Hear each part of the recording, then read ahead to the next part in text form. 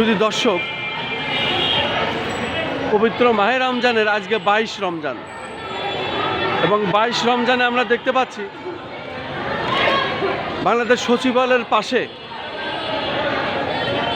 টিসিবির পণ্য বিতরণ করা হচ্ছে এবং এই টিসিবির পণ্য নিতে নারী পুরুষ সম্মিলিতভাবে সকাল থেকে শুরু করে সারাদিন এইভাবে মানুষের ভিড় এবং এইভাবে তারা লাইনে দাঁড়িয়ে আছে।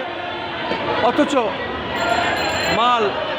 মাল দিচ্ছে, কিন্তু মালের সংখ্যা আরও বৃদ্ধি হওয়া দরকার।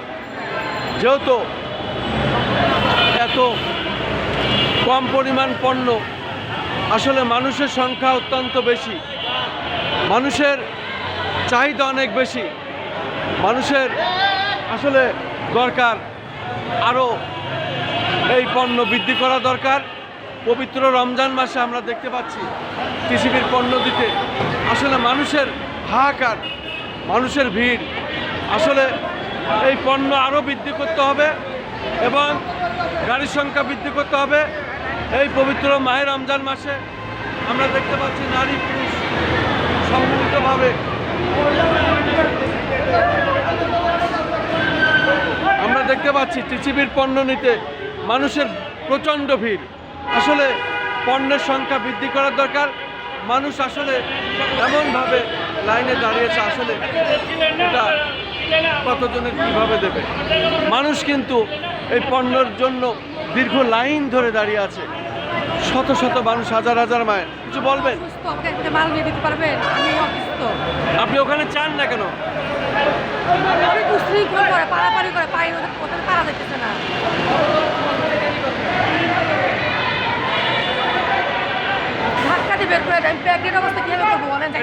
এই মহিলাটা অনেকক্ষণ দাঁড়িয়ে আছে, বুঝছেন, উনি অসুস্থতার জন্য পারতেছে না। যদি গ্যাপে পারেন একটু দেখেন আপনারা।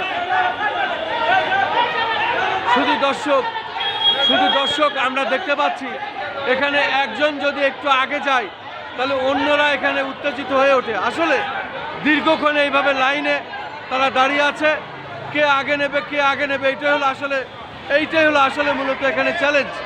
মূলত আমরা দেখতে পাচ্ছি এখানে সবাই যেহেতু দাঁড়িয়ে আছে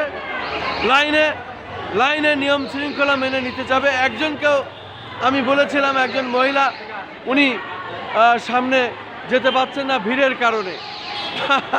আসলে অন্যরা এখানে দীর্ঘক্ষণ লাইনে আছে, তারা এগুলো বাধার সম্মুখীন। আসলে সামনে যাওয়ার কোনো সুযোগ নাই। আমরা দেখতে পাচ্ছি মানুষের প্রচণ্ড ভিড়।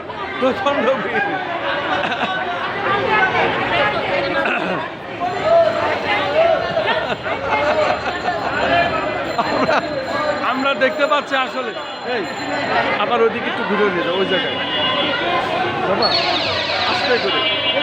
আমি এই লোকগুলো মুখ দেখাতে যাবো, এইভাবে পিছু যাও।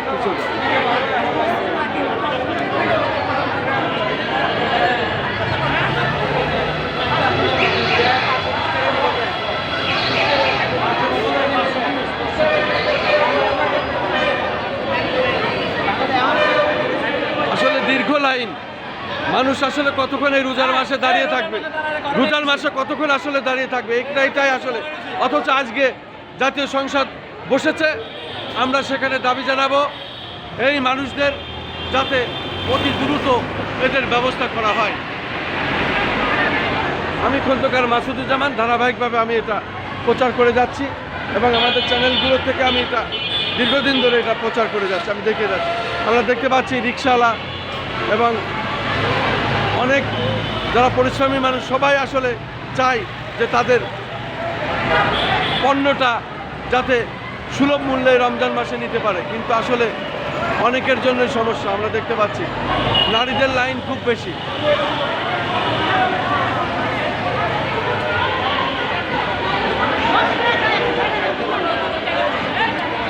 ওখালা কতক্ষণ পর পাইলেন আপনি? কখন লাইনে দাঁড়াইছিলেন? কতক্ষণ আগে?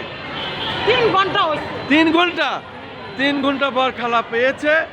আসলে দেখুন, নারীরা যদি এইভাবে রাস্তায় রোজার মাসে দাঁড়িয়ে থাকে তাহলে তাদের সংসার কে দেখবে?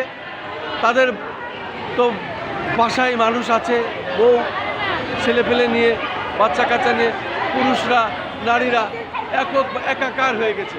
অথচ এখানে আমরা দেখতে পাচ্ছি মারামারি, হানাহানি, ঠেলাঠেলি, কে আগে নেবে কে আগে নেবে। এখানে দরকার,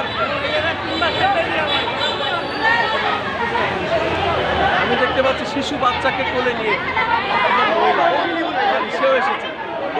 আসলে এখানে টিসিবির পণ্য অন্তত 4-5টা গাড়ি দেওয়া দরকার। 4-5টা গাড়ি দিয়ে এই রোজার সামনে, এই রোজার মাসে সামনে ঈদ, আজকে 22 রমজান, যদি 4-5টা গাড়ি না দেওয়া হয় একটা গাড়ি তো কভার করতে পারবে না। হাজার হাজার মানুষ দেখুন কিভাবে এই রোজার মাসে তারা এই রীতিমতো একটা যুদ্ধ করতেছে। অতএব বাংলাদেশ সবার আগে এটাই যদি হয় তাহলে গাড়ির সংখ্যা বৃদ্ধি করুন। মাননীয় প্রধানমন্ত্রী, আপনি দেখুন কি অবস্থা।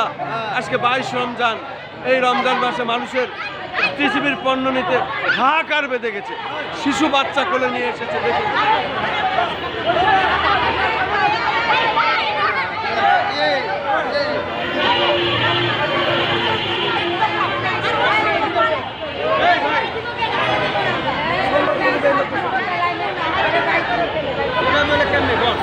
এই যে রোদের ভিতরে দাঁড়া রয়েছি 3 ঘন্টা 4 ঘন্টা ধরে সিরিয়াল ধরে রয়েছি, কোনো মাল পাই না, টাকা মাল কিনে তা পাই না।